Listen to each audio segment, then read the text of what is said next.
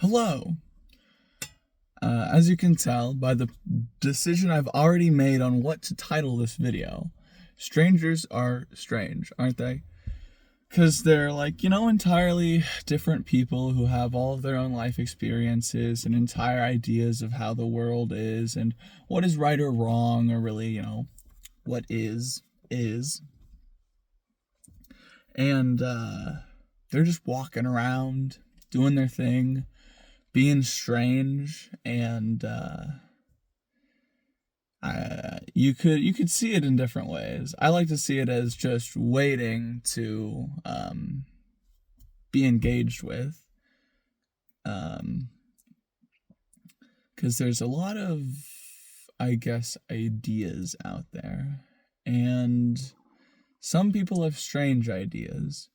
But it's very interesting to find, or I guess, explore these strange ideas that strangers may have. And now there is this age-old wisdom. Don't go talking to strangers. But there's a time and a place, I'd say. And more so, if you are in a certain region of the US, there is this idea of hospitality to strangers. And I first learned that, recently, that there are places that don't do this, in the northeast coast. There's not that idea of hospitality, which blew my mind.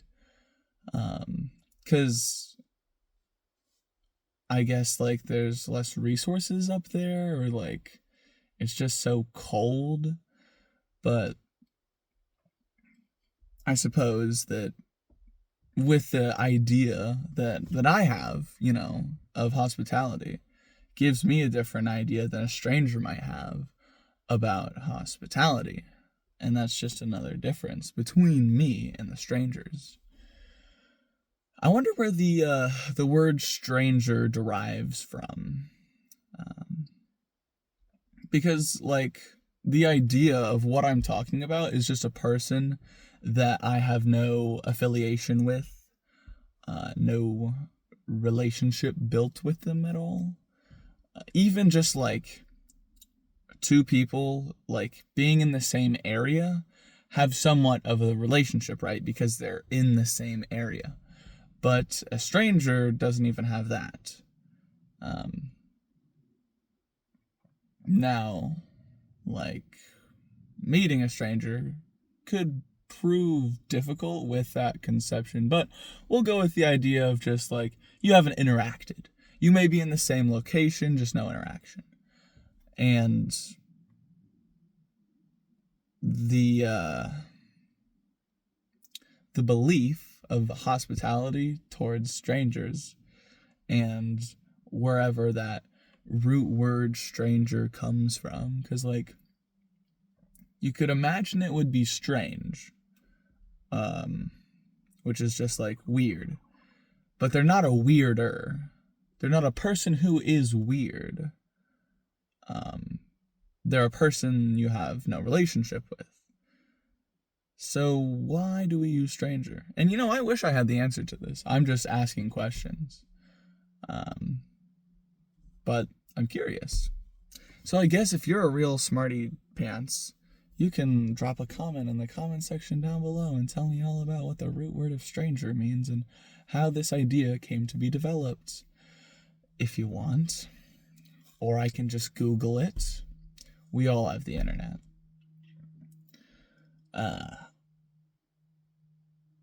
But there is some sort of relationship between everybody. The only commonality being that we're all living creatures who are able to communicate with each other. And that is how a relationship starts, is communication. So people might have all this gunk in their mind about strangers or people they don't know, maybe like a little xenophobia, afraid of the other. And having less of that means whenever you first go into an interaction, if you could like imagine going into it with no judgment and curiosity of just like the other, right? Instead of fearing it, you can be curious about it.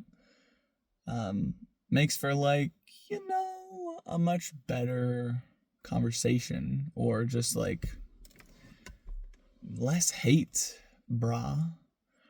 But also like sometimes it can feel like people that you do know are strangers because of how much you fundamentally like disagree with them or don't understand them. And this is where that comes in handy as well.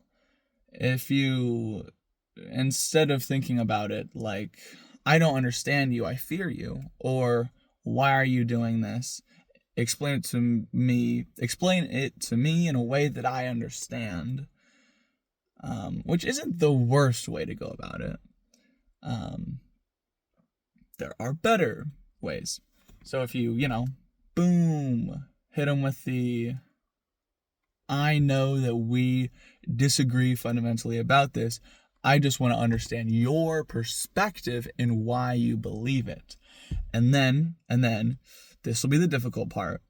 Trying to have this conversation without being defensive, and trying to go at it with an open mind. And now you can do that yourself, like mentally, prepare for like, I'm not going to be very judgmental, and I'm not going to constantly try and refute their argument, and I'm not going to do all the defensiveness things. But the other person is the other. And if they happen to become defensive and start, refuting arguments not based on like understanding or logic, and more on like belief and moral ideas, then you gotta let it simmer and like, stop the conversation and to take a moment to like separate the conversation at hand, because that conversation is done. It terminates once defensiveness begins, because then you can't get to understanding. And ideas are much better at being communicated whenever there isn't the inner conflict of I'm right, you're wrong. But instead I want to understand your perspective. There are probably words you could say in order to instigate that in a conversation. I personally don't know those words. Maybe one day I'll find them. But either way, having the ability to, like, first off, just you yourself go into a conversation without being defensive or very judgmental of the other person's ideas is a really good start. That part takes the most work.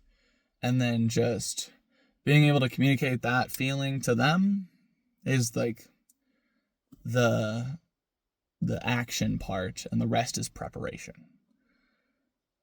And the action part is much less than the preparation. It's all about the mental, right? Anyways, doodles.